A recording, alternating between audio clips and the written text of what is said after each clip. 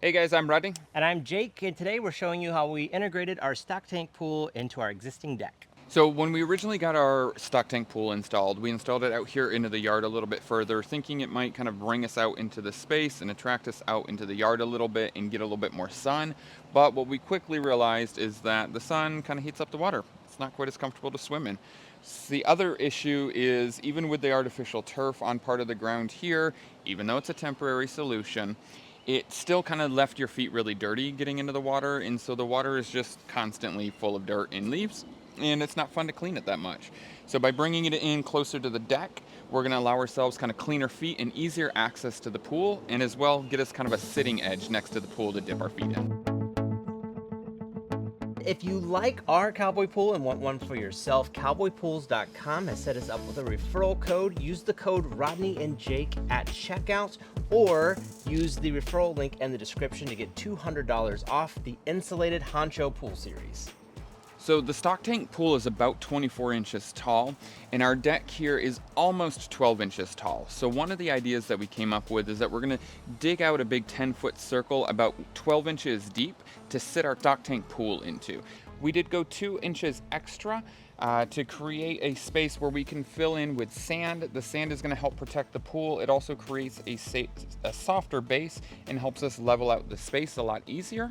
That'll create more of a level surface with the upper part of the deck here, which will become part of the extension all the way out to the pool. We're going to extend the deck here for about 4 foot total to get to the edge of the pool, so it gives us a little bit extra kind of seating or entertaining space here. And once we move the dining area, this area is going to be a lot more open.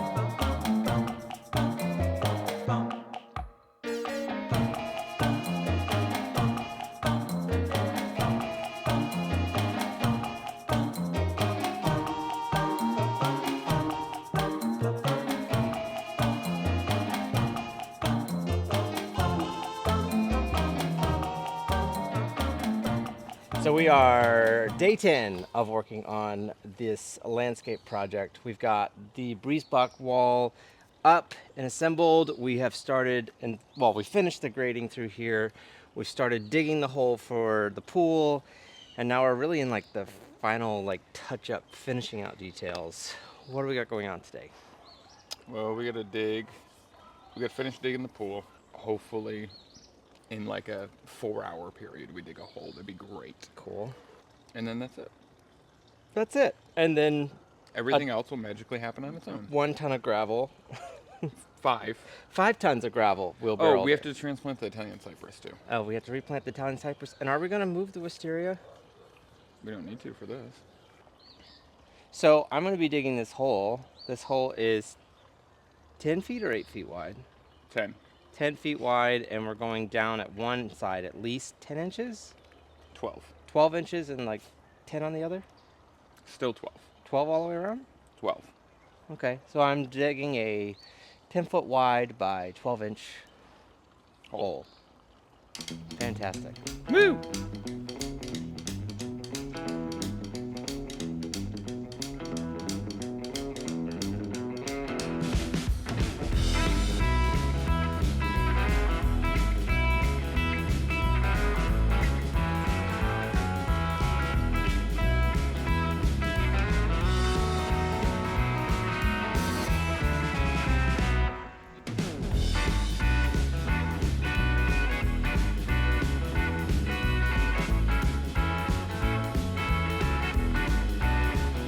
So now it's time to move it in. Yay!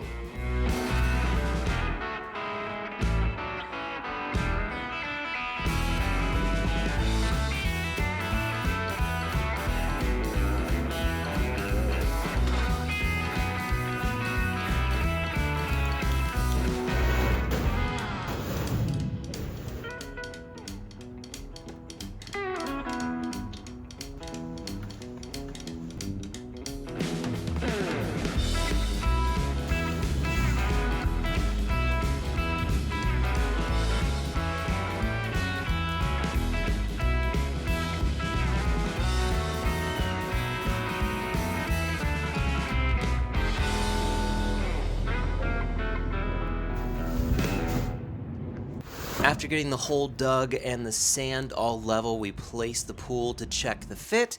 We went around to make sure that it was level, and if we needed to, made adjustments by removing the tank, making our adjustments, placing it back, and checking level again. We finally got it perfectly level and ready to move on.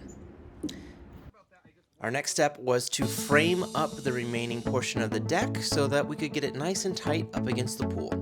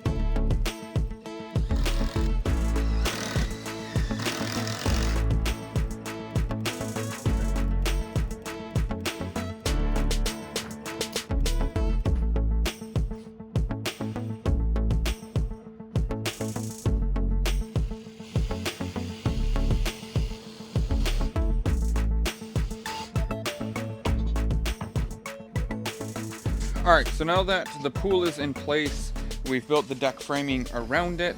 We have kind of off-centered these by one board? Yeah, one board. So this side does come out a little further than that side. And the only reason for that is we wanted to leave some openness to the side yard. But honestly, one stagger was not as dramatic as I thought it might be. So I may have gone out further if I thought about that a little bit more, but I did not. And so this is what we've got. It still works really well. But now that it's all in place, everything's framed, we've overlaid the decking board to overlap the pool. And so now what we've got to do is mark our boards here so that we can take the jigsaw and cut our curve. And then once the curve is cut, anytime you cut a composite board with a flush 90-degree angle like this, it is really sharp. Our goal is to allow people to sit on the deck and put their feet into the water, so we don't want that really sharp edge. So we're going to take a 3/16 inch round over bit to follow along the curve to soften that edge so it's not cutting up the back of your thigh. And I'm hoping that when we make this cut, it's going to be beautiful and wonderful and so easy to do. So how are you going to draw the template? I'm gonna do probably the most scientific precision way to do it. And what I'm gonna do is I'm gonna just gonna look through the board, and I'm gonna make little marks on the board, and then I'm gonna draw a shape. Okay. Unless you got a different idea. What about your big round cutter thing? I mean, we'd have to find a perfect center point for that to pivot on. And because the boards underneath are angles and not also curved, it's not like I can use like a flush trim bit or anything. Okay. Well, it's gonna be great. Here we go. So we're going to be doing tight up against this, is that? That's the goal, is that? No, you might want to finish what you were doing before. What I was doing? I didn't know that was... You brought I this did back. this one. What? I brought it back to you. You were... Oh my god. I have to do literally everything around here. At least one thing would be great. Hey, I built the pump house today. You did construct something that the pump is going to live inside of, yes. That is not incorrect. And I'm also marking this with permanent marker So that way you You have know to live with your mistakes. it's perfect the first time. So should we talk about why there's so many different colors of boards here? No.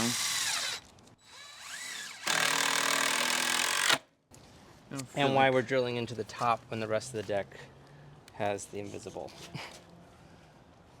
I feel like we should do any of those things. And the rest of the deck is invisible. What? Oh, has the hitting clips. Yeah. Yes, this is the higher quality Trex, the old darker color, which is Island Mist. This is a lower quality Trex. It's the mid-tier Trex. Still pretty for what it is. We would rather do all the new brown, but it's expensive. So Trex, if you want to hook us up with Havana Gold, that's our goal, and then we can show how to resurface a deck. I mean, there is a way to do this, right? Yeah, this way right here. We're doing great so far. Okay.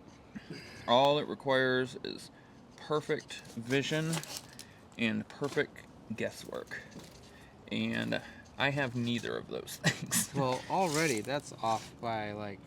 What do you mean that's off? Look at that and that. Oh. Don't look at the direction of the line. What if you marked on from the bottom, and then cut from the bottom? How would you do that? I don't know. What are you talking about? That's off. That's not off. It's right where the board is, or the coping is. Okay.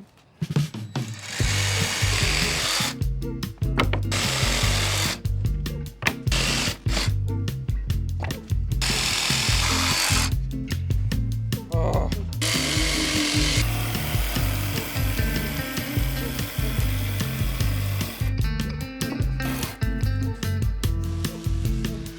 Trash. At least like 8 inches aside.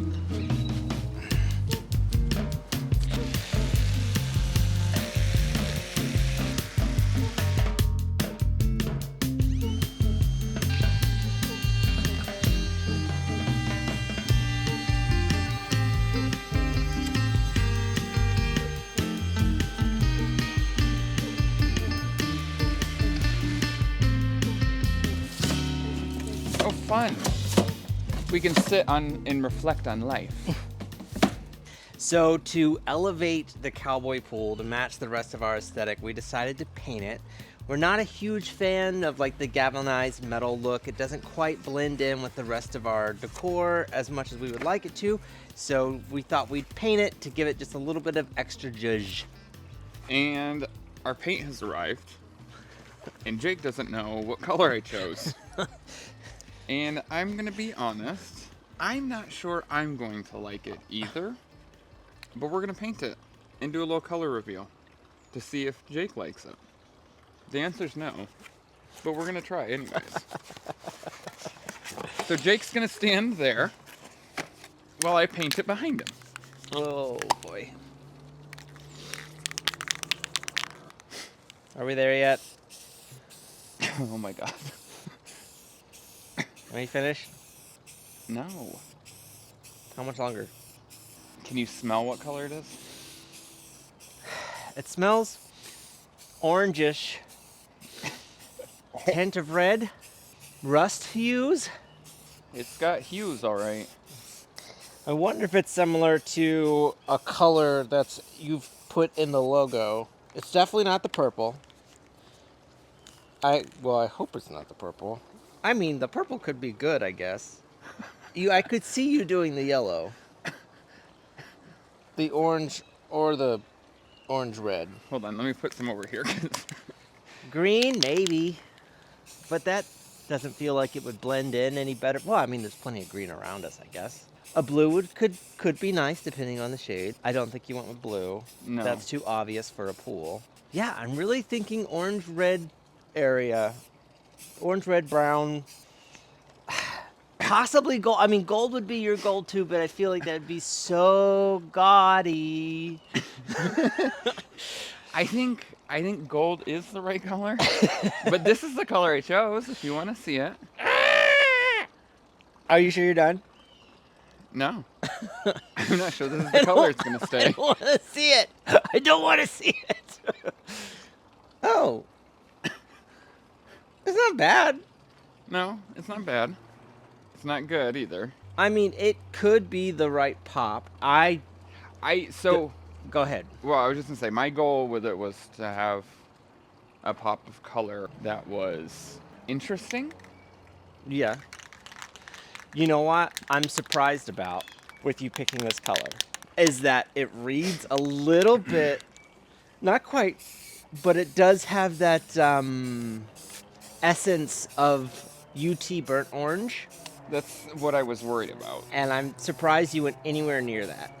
That's what I was worried about with the color. And for the record, it's got nothing to do with UT. That burnt orange is a hideous fucking color. I hate it. I mean, it would definitely pop against the... I don't watch sports balls. It would definitely pop against the... All right, but here's the gravel. Yeah.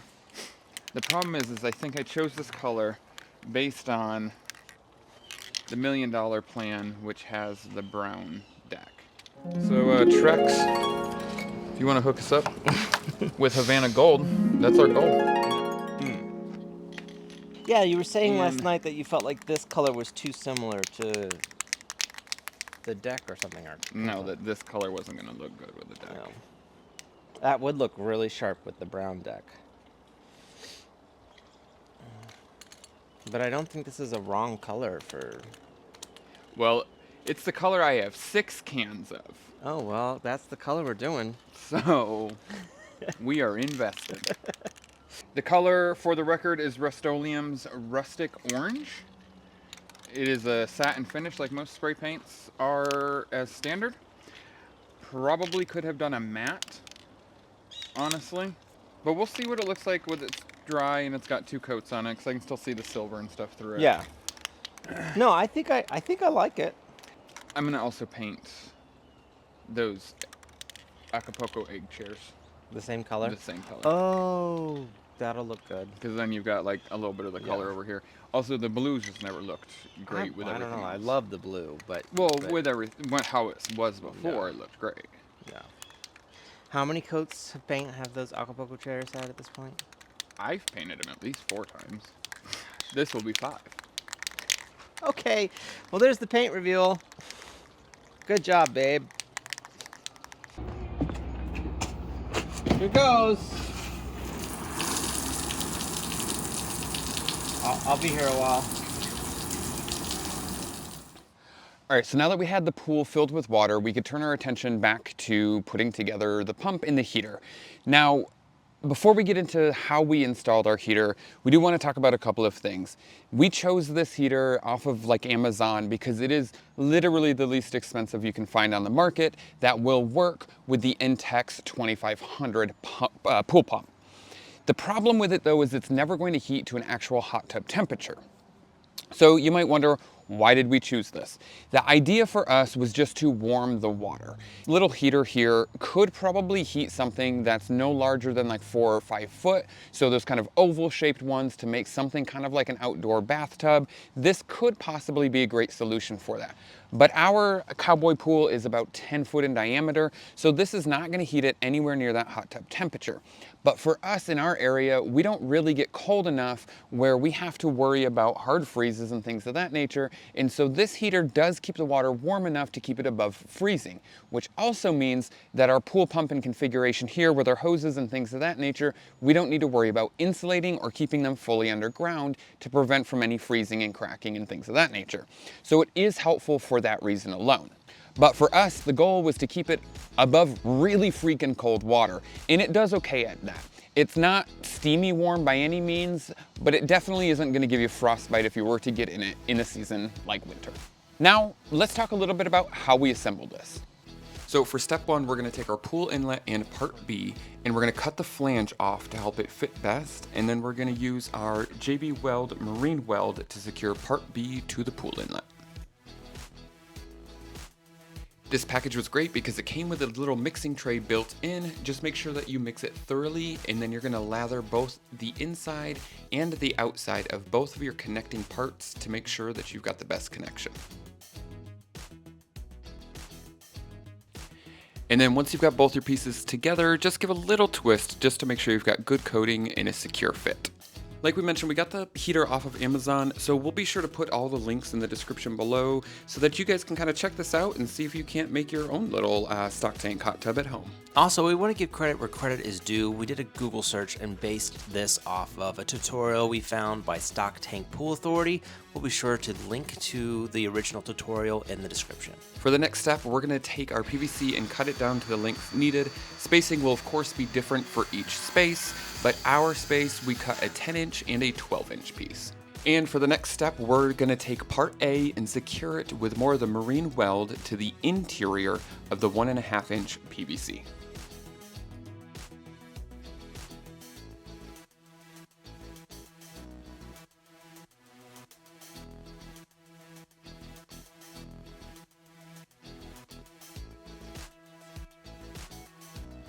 So now we should have a little something that looks like this, which is the 1.5-inch PVC to part A and the pool inlet to part B.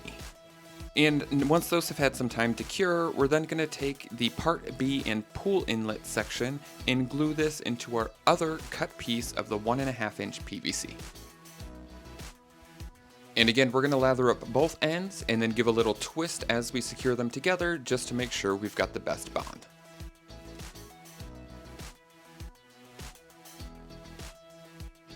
And we're almost done, but we should have two parts or two sections both connected to our 1.5-inch PVC. And then for our final step of assembly, we're going to prime and glue each PVC end to each section of each heater adapter to prep for installation.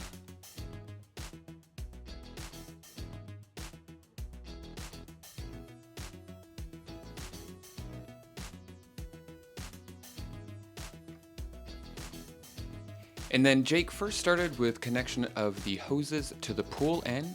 Just be cautious to not over tighten these. We did use some plumber's tape and a little bit of silicone where necessary.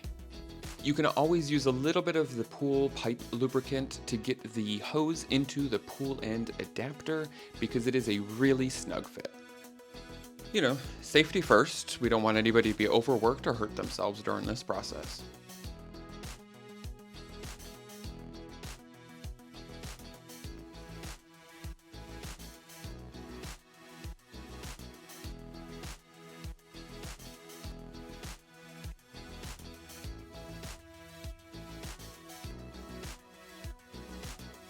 Then once all our hoses were connected to the pool, we brought our attention back toward the connection to the heater and the pump. Again, you want to be cautious not to over tighten these fittings, just hand tightening is fine. The heater will be installed after the filter and pump, so the water will flow from the intakes into the filter, through the pump, out the pump, then into the heater, and then back into the pool.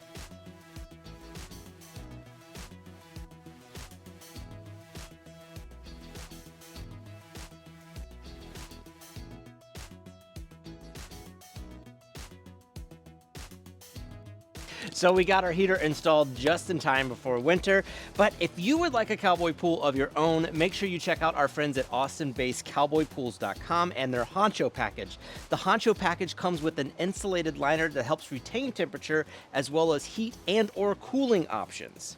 If you use the code RodneyAndJake at checkout or use the link in the description below, you'll get $200 off that Honcho package. And that's it for episode 4 today, guys, of our backyard landscape makeover remodel series. Extravaganza. Extravaganza. If you have not watched episode 1 through 3, be sure to check those out in the links at the end of this video to get caught up to speed to how we got here.